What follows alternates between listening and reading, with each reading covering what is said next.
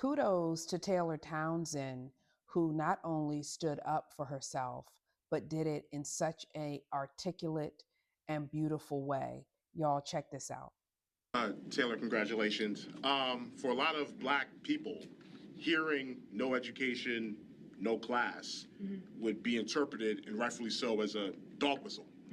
Um, do you believe that that had racial undertones? And for black people and black women who will hear about this and may have dealt with certain situations where they've had comments where they've interpreted it as more than just competition, what would you say to them?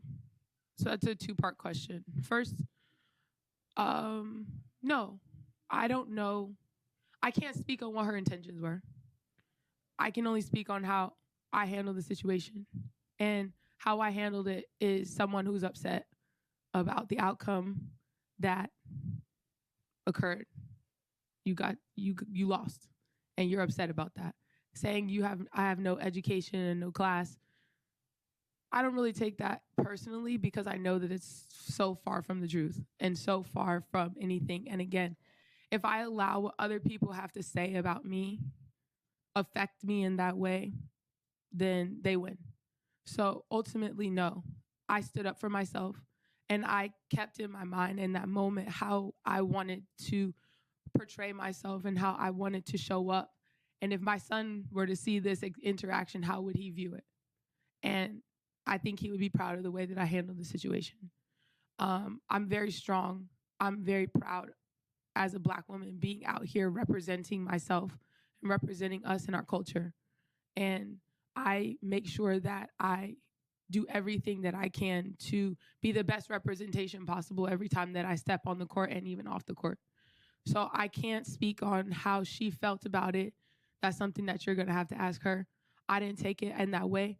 But also, that has been a stigma in our community of, being non-educated and all the things when it's the furthest thing from the truth. And the thing that I'm the most proud of is that I let my racket talk. Because ultimately, I'm the one here sitting in front of you guys, moving on to the next round, getting the next check, moving on, being able to still be here and speak to you guys. And that's what's the most important. She's packed up and she's gone. I'm here. And that's the only thing that matters. So whether it had racial undertones or not, that's something that she could speak on. But the only thing that I'm worried about right now is continuing to move forward through this tournament. I know that I'm a fantastic tennis player, and I know that I have a lot of things that I want to accomplish. And this is another stepping stone.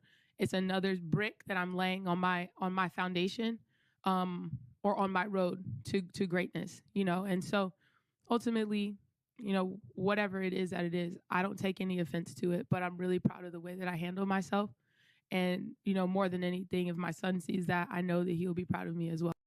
All right, y'all, what does that sound like? Somebody being a sore loser? That's what it sounds like to me. But what we're going to do is we're going to keep rooting for Taylor as she takes it to the next level. Please remember to like, follow, and share. Peace, y'all. That's one to grow on.